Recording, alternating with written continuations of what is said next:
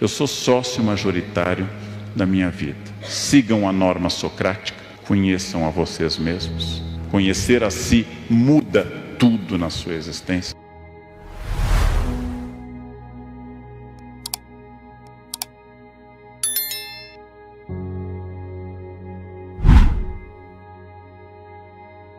O custo de tudo é o esforço. Não o esforço de um dia, não o esforço de fazer uma vez, o esforço diário, cotidiano, o esforço repetitivo. Esse é o custo e essa é a questão importante. Eu vou usar uma metáfora importante. Esforço é banho. Tomou hoje? Ótimo, parabéns. Amanhã, de novo, no outro dia. Esforço é diário. Não existe dieta de uma semana. Começando por esse campo. Se você fizer uma dieta de uma semana, vai descobrir que o peso que você perdeu é vingativo, ele volta acompanhado, ele volta com amigos. Você quer, se é importante para você, isso não é definido eticamente, é só uma questão de vontade. Você quer emagrecer, é um projeto de reeducação alimentar para toda a vida. Quer guardar dinheiro, não é que no mês de dezembro eu vou guardar dinheiro, é um péssimo mês para guardar dinheiro. Não é que no ano que vem eu vou guardar dinheiro, tem que ser hoje. A todo instante, esforço é banho, é diário, é repetitivo. As pessoas chamam isso por uma palavra não tão recente em português, mas muito usada agora: resiliência. A capacidade de enfrentar pequenas crises. As plataformas marítimas não caem por causa de tsunamis, elas caem por causa das marolas diárias. Ninguém mais escuta ninguém, façam o teste. Ao voltarem a casa hoje, digam à pessoa que lá ficou: eu estou cansado. O que os senhores e as senhoras ouvirão? Quem está casado há mais de 12 horas sabe. Eu estou cansado. O que eu escuto em casa? Eu também. Eu acordei às 4, acordei às 13. Eu tenho uma dor de cabeça, eu tenho um tumor. É uma concorrência permanente. Ninguém ouve ninguém. Estamos loucos para falar a nossa opinião sempre. Então, ouvir para que essa ação estratégica. Lembrem, as escolhas são livres. Insisti nisso desde o início. As consequências são obrigatórias. Eu como o que eu quiser, a consequência é obrigatória. Eu bebo, fumo, faço o que eu quiser, a consequência é obrigatória. Eu acordo a hora que eu quiser, a consequência é obrigatória.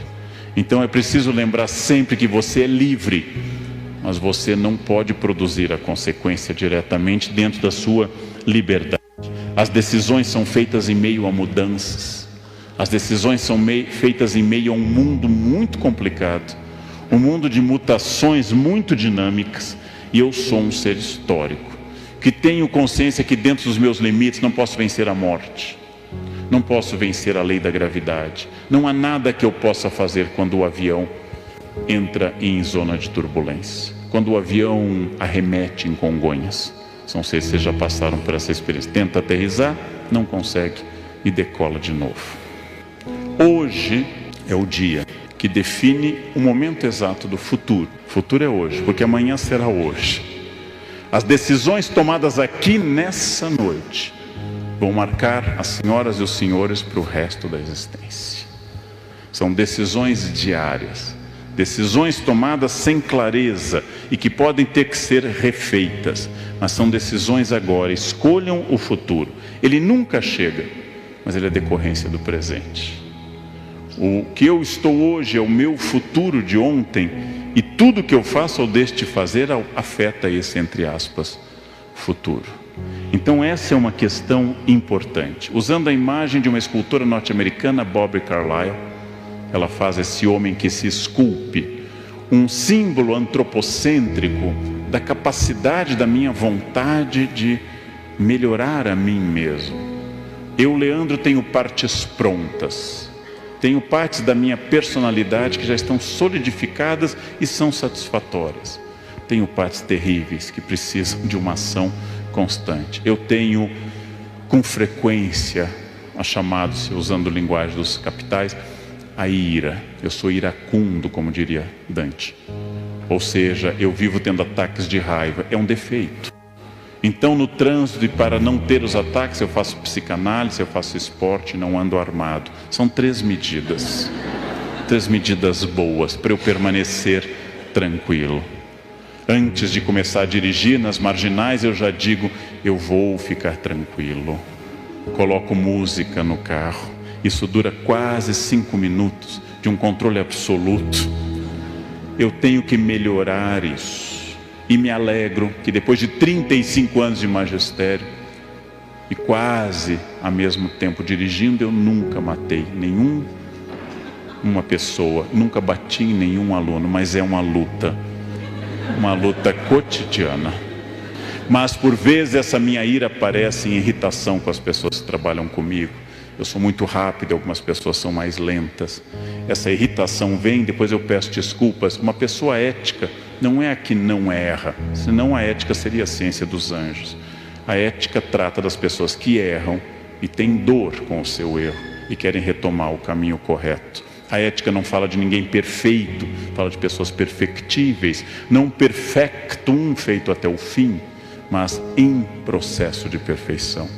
E quando eu erro, eu tento voltar atrás, peço desculpas, me arrependo, a dor me acomete, a consciência me acusa e eu volto a essa luta constante que vai ser até o final da minha vida. Ou seja, as partes que eu tenho que lutar, as partes que estão boas, há partes que sempre foram fáceis, há partes muito complicadas. E tudo isso é o processo de eu me construir. E essa construção ela é muito, muito importante, porque com essa mensagem com a qual eu encerro a nossa reflexão, eu sou sócio majoritário da minha vida. Na minha educação, minha mãe insistia muito na frase na infância: todo problema que começa com eu é seu. Todo problema que começa com a palavra eu é seu. Só nos traga problemas que comecem com a palavra, o pronome nós. Eu é um problema seu. Então essa questão é uma questão importante. Eu sou sócio majoritário da minha vida. Eu sou a pessoa que produz essa vida. Sócio majoritário não manda em tudo, é importante lembrar, mas manda bastante. Sócio majoritário não controla tudo, mas tem um imenso controle sobre as pessoas. Então eu sou o que produz a minha vida. Muitas pessoas me dizem: está chegando o Natal, eu me sinto triste no Natal, não gosto do Natal. Bem, transforme seu Natal numa data alegre.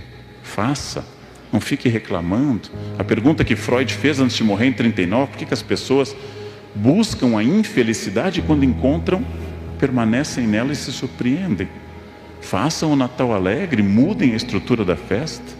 Ou seja, façam as coisas acontecer. Sou sócio majoritário da minha existência. Eu tenho uma consciência enorme disso.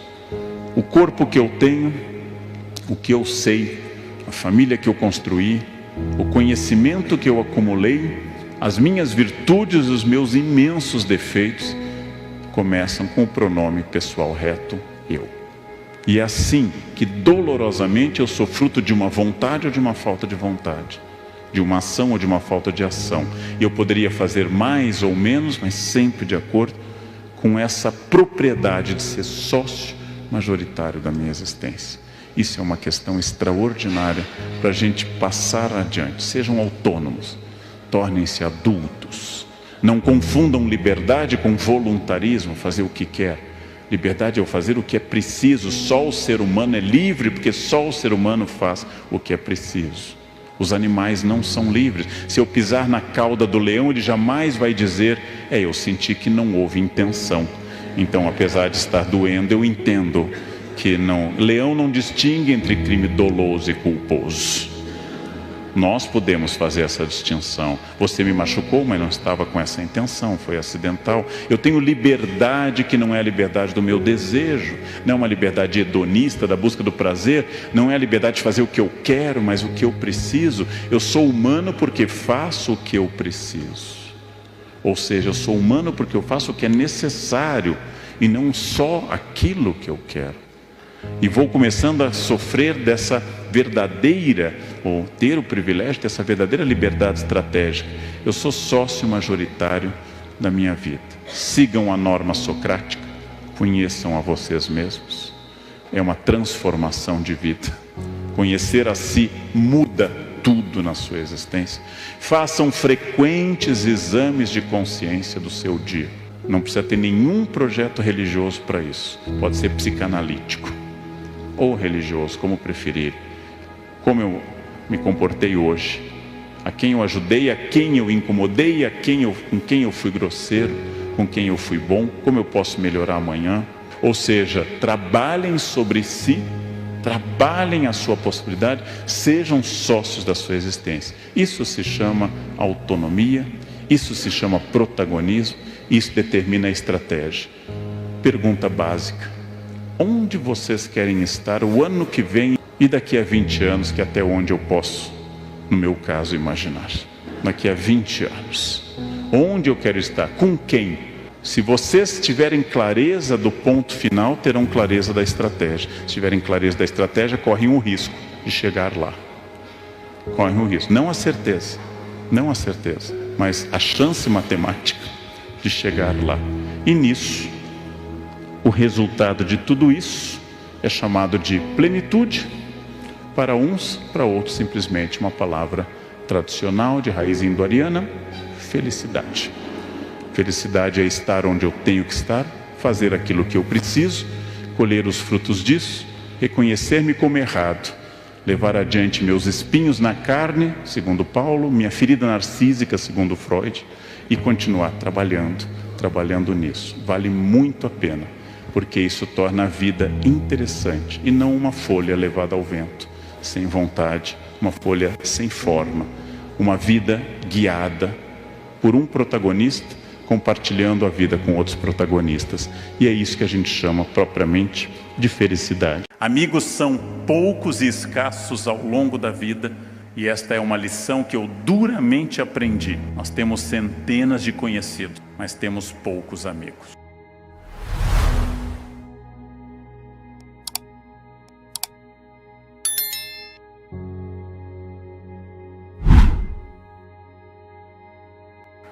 O campo ético tem, e esse é o nosso tema de hoje, eu tenho que falar a vocês do ponto de vista racional, por que é melhor ser ético e por que a vida com ética é uma vida mais fácil.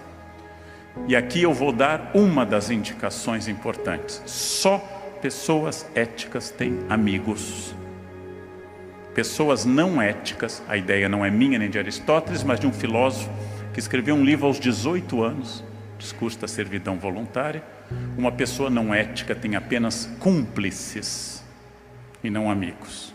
Uma vida sem amizade é uma vida vazia. Uma vida sem amigos verdadeiros é uma vida desperdiçada. Só pessoas boas têm amigos.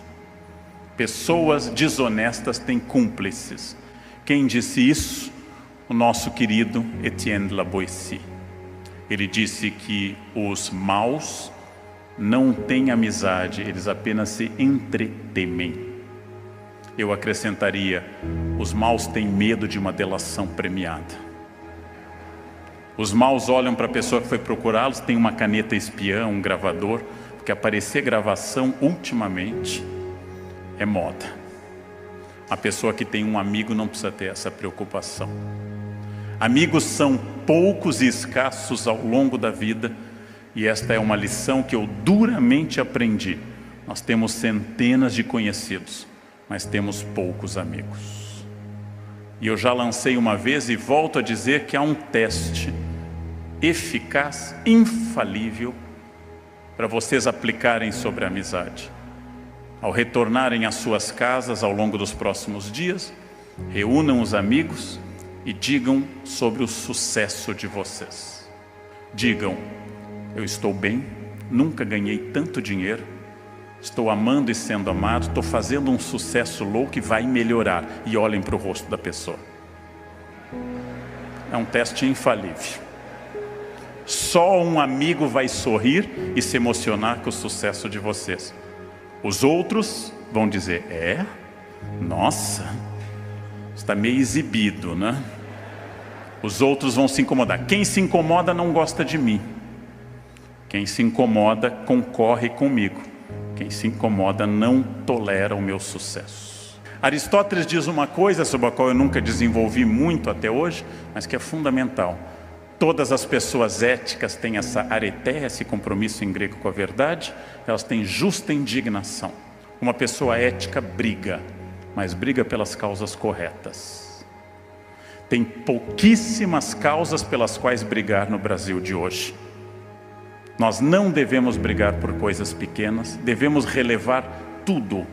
Gente inconveniente, gente que fala alto, gente chata no trânsito, tudo isso é de menor importância, ou citando uma ex-autoridade federal, de menos importância. Todo o resto que é importante são as grandes causas pelas quais a vida vale a pena.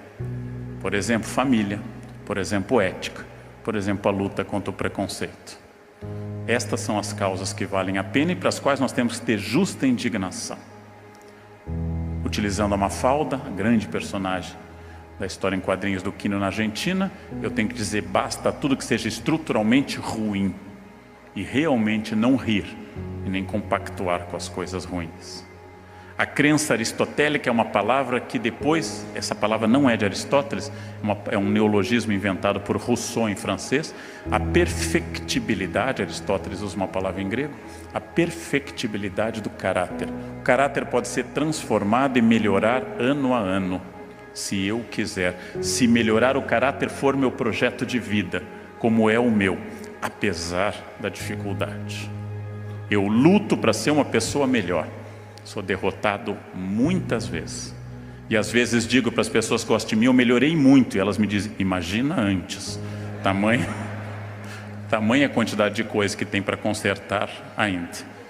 Eu preciso melhorar o meu caráter sempre e constantemente. Preciso ser um homem, um pai, um professor, um profissional melhor cada dia. Perfectibilidade do caráter. Esta luta vai terminar no dia da minha morte. Preciso lutar para isso, sempre. Este é um desafio.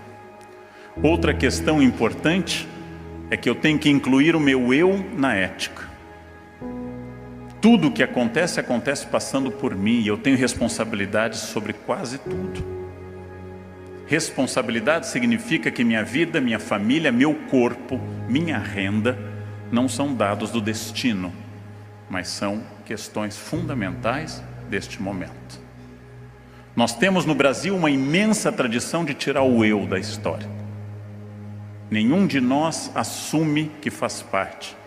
E aí Aristóteles nos diz uma frase: os homens refugiam-se na teoria e pensam que estão sendo filósofos e se tornarão bons com a teoria.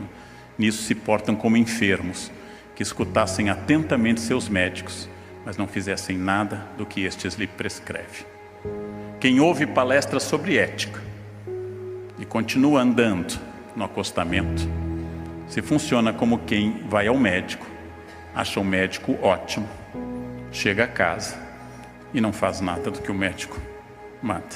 Aí o conselho, não vá ao médico e não escute palestra sobre ética. Vá direto para o acostamento, é a sua vocação, é o seu jeito. Não perca mais tempo com isso. A vida sem ética multiplica os problemas porque o mentiroso começa a se enredar exponencialmente em histórias. Toda pessoa que mente tem que ter uma memória brilhante e começa a ser pego nos detalhes da sua história. A desonestidade torna a vida complicada, torna a vida difícil, torna a vida acidentada. A desonestidade é uma questão que nós temos que pensar diretamente no Brasil, porque nós temos que pensar numa transformação que está sendo demandada neste país, e para o qual eu sou muito otimista. Que é isso? Em primeiro lugar, o problema central deste país, a confusão entre o público e o privado. A ideia de que o que é público não é de ninguém, quando a ideia é que o que é público é de todos. A ideia de que se é público eu tenho direitos, mas a ideia que falta é que eu tenho deveres maiores. Eu tenho direito a escarrar na minha casa, eu tenho direito a jogar papel no chão da minha casa, é um direito privado. Eu tenho direito a tudo na minha casa que não fira a lei. Eu não tenho direito a quase nada em público, porque o público me obriga de muitas formas. Houve um ministro do trabalho, numa era que a gente achava a mais corrupta da história, logo após a ditadura, um presidente estava sofrendo impeachment, os jovens nem vão saber, a gente achava que nunca tinha visto tanta podridão no Brasil naquela época. Saudade daquele tempo que um Fiat era o ponto da corrupção. Houve um ministro do Trabalho que levou a cadela, de fato, a própria cachorra, para o veterinário em carro do ministério. Descoberto, ele deu a frase exemplar que cachorro também era gente. O ministro achava que a nossa crítica era ao tratamento dado ao cachorro. Não era. Podia ter sido levada ou não levada. O problema não era o cachorro, a cadela. O problema era o carro público. Podia ser a esposa ficando no mesmo campo. Ou seja, podia ser a mãe. Podia ser qualquer outra pessoa. Mas o ministro não pensava nisso. Como um administrador do Rio de Janeiro usava o helicóptero público para levar a babá e o cachorro para a praia. Este não é o problema. Babá também é gente, certamente mais gente do que esse governador. O problema é o público sendo utilizado para o privado. Carro público levando filhos para a escola. Essa confusão no Brasil é muito difícil. Alguns governantes foram acusados de levar objetos do palácio. Eu não acho nem que seja de fato roubo. É que eles já não sabem mais a diferença entre o que é deles e o que é do Estado. Parece separação de casal. Isso eu comprei em 1976, você não lembra? Parece que não há mais essa distinção entre público e privado. E outra tradição brasileira que é terrível, especialmente para quem tem cargo no Brasil, a interpretação da norma. O brasileiro tem uma dificuldade estrutural com a norma, ele interpreta. Eu achei que era para fazer isso, mas hoje estava chovendo. Mas veja, não tinha uma cláusula de umidade do ar para isso. Não, eu não vim para a reunião porque hoje é véspera de feriado. Eu achei que nas vésperas de feriado é muito difícil. O brasileiro acha muito. Às vezes a gente tem que dizer, aqui é um campo que você não precisa achar, só executar. E aqui é um campo que você pode achar. Interpretação da norma é uma característica nossa, muito forte no Brasil. Ela é um pouco da nossa alegria e um pouco do nosso terror. Provavelmente nunca haverá fascismo no Brasil, porque fascismo pressupõe colocar as pessoas em fila para saudar um Führer. Fazer uma fila no Brasil é um sacrifício. Um ia faltar, o outro ia perder, uma mãe ia estar doente, ia ter muito buraco na propaganda fascista. O esforço e o trabalho têm que ser retomados como valores. Para isso eu preciso dizer às pessoas que têm menos que elas têm que se esforçar, e aos que têm mais que também têm que se esforçar muito para manter o que têm, ou se quiserem aumentar. E quando eu digo ter o que tem, não é só material, é também pessoal, habilidades e assim por diante. Ninguém merece nada na vida. Todos devem obter tudo. Ninguém merece nada. Ninguém vem ao mundo com uma cláusula de habilidade. Eu tenho que restaurar uma coisa importante, que é um projeto de trabalho associado à ética no país. E tenho que dizer a todas as pessoas, especialmente filhos, funcionários e alunos, que é preciso associar a vida a trabalho e ética por muitos e muitos anos. Que o ponto no qual cada um de nós possa ter chegado é um ponto de um esforço extraordinário. Esforço do qual eu me orgulho muito, mas que provavelmente só eu sei o que custou, o preço que cada um de nós pagou. O quanto nós deixamos de aproveitar para aproveitar algo agora. Perspectiva é fundamental, porque perspectiva me dá uma dimensão do ponto onde eu estou em relação aos outros pontos. Perspectiva é um estudo matemático e artístico para mostrar a distância entre os pontos. Perspectiva é aquilo que diz que a cada etapa eu tenho que ver de acordo com uma evolução, uma transformação, como a metamorfose da borboleta. Então vamos dar um pouco de perspectiva, quando nós achamos que não há mais nada a fazer. Este é o risco. Precisamos resgatar valores. Precisamos resgatar valores que valham a pena acreditar. Precisamos resgatar o valor do trabalho. Precisamos resgatar os valores das pessoas que amamos. Precisamos resgatar os valores desta vida produtiva que vale a pena. Eu tenho um projeto de vida pessoal, familiar, profissional e também engajado nas minhas organizações de classe. Estes projetos continuam. O Estado atrapalha ou não e deve ser muito influenciado por nós. Mas perspectiva, ponto de onde eu estou falando. De novo do micro ao macro. E aí eu volto a uma ideia. O ponto mais difícil para dizer para nós brasileiros: não existe Estado corrupto baseado numa nação não corrupta. Não existe governo claro e sem corrupção baseado numa nação corrupta. Em todos os lugares onde há Estado corrupto, há uma alimentação entre família, empresas, trânsito e escolas. Eu ouço as críticas ao Estado e quase todas são justas. Eu dou aula há 33 anos. Há 33 anos que eu recebo atestados médicos falsos de pais. Há 33 anos que eu recebo estelionato de pais, que é talvez o pior exemplo que uma criança pode receber na vida. O pai estelionatário com um atestado médico falso. Há 33 anos que eu pego alunos colando. Há 33 anos que eu vejo pessoas fazendo coisas erradas e vejo um trânsito difícil. Eu tenho que ser a transformação que eu quero ver no mundo. Se eu quero um mundo ecológico, eu reciclo o lixo na minha casa. Se eu quero um mundo sem preconceito, eu não permito que piadas preconceituosas sejam contadas na minha casa. Se eu quero um mundo ético, a minha casa, a minha associação e a minha empresa serão éticos. Eu sou a transformação que eu quero ver no mundo. E sempre que eu tomo uma decisão ética, eu garanto a liberdade. Porque a pessoa sem ética vai ficando enredada. Ela vai perdendo a liberdade.